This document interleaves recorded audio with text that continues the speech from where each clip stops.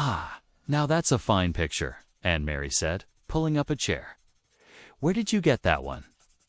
"From a coloring book Mom got me," Mia said without looking up. "She said it was about Ireland." Aunt Mary chuckled. "She's not wrong." Tossed a one. "Thing you can always count on in Ireland, the rain.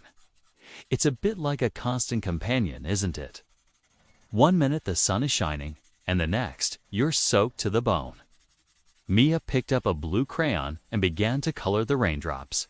"Is it always rainy in Ireland, Nanna?" "Not always, no, but it's often enough that we've had to get creative about how we talk about it," Aunt Mary said, a nostalgic smile on her face. "My father, your great-grandfather, he had a saying. He'd look out the window at a gray sky and say, 'The sky is just practicing its tears today.' Or, if it was a real downpour, he'd say, 'The fairies are having a good cry. Bless their little hearts.'" Mia's eyes widened. "Fairies cry?" "Oh, absolutely," Aunt Mary said, leaning in conspiratorially. "They're very emotional creatures, you see, and they're not just found in the stories. My father swore he'd seen them.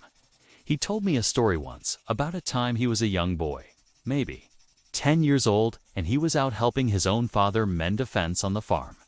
A sudden storm blew in, fierce and cold. They ran for the shelter of an old stone wall, and as they waited for the rain to pass, he said he saw a flash of light, a tiny flash, like a spark from a firefly, zipping between the raindrops. He said it was a fairy, lost and a bit annoyed with the whole storm, trying to find its way back home." Mia giggled, imagining a tiny, angry fairy zipping through the rain. "What happened next?" "Well, the story goes that my great-grandfather called out to the fairy, a bit of a laugh in his voice. 'Having a rough day, are we?' And a little light zipped and spun around him once, as if to say, 'Mind your own business.' Then it vanished, and just as it did, the rain stopped as suddenly as it had started, and a great rainbow appeared, stretching across the sky from one end of the fields to the other. He always said the fairies were quick to show their gratitude if you showed them a bit of respect." "Did he ever see it again?" Mia asked, now coloring the girl's yellow boots. "He never said he did," Aunt Mary replied, "but he always had a soft spot for rainbows after that.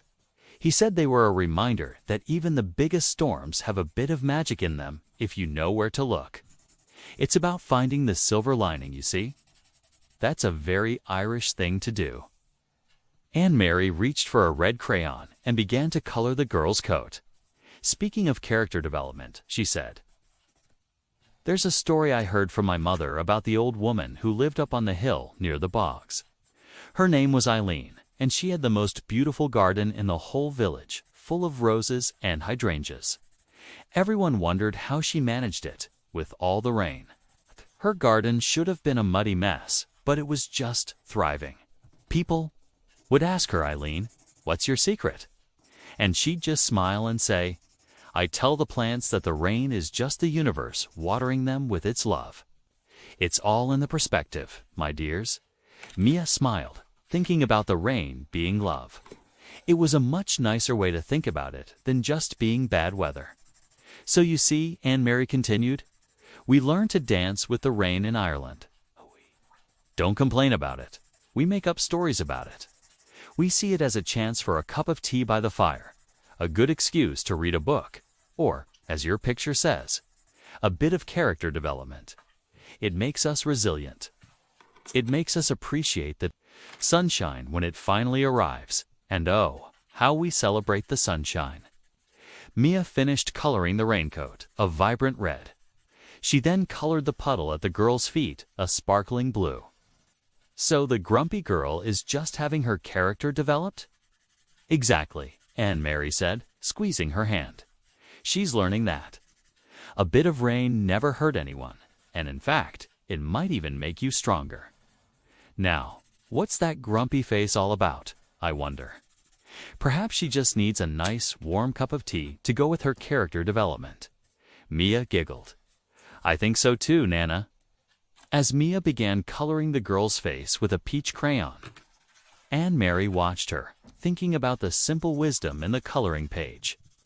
It was a small piece of Irish spirit, a lesson passed down through generations, now being learned by her granddaughter, one crayon stroke at a time.